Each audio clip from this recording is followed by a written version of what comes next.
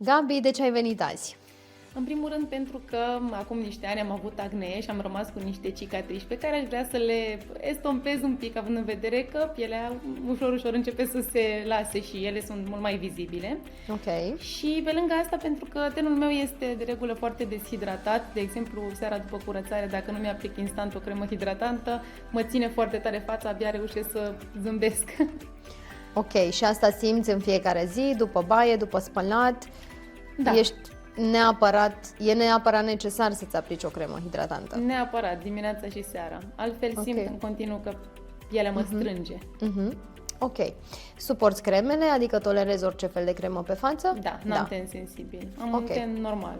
Perfect. În regulă. Atunci, astăzi o să facem o procedură de tip Skin Boosters. O să folosim un acid hialuronic cross-linkat. Asta înseamnă că el este un acid hialuronic mai gros, care rezistă în piele între 6 și 15 luni. Scopul lui este să-ți mențină apa în piele, adică să atragă acele microparticule pe care eu le plasez apa în țesuturile tale, în așa fel încât să aducă hidratare la nivel profund, acolo unde cremele nu ajung.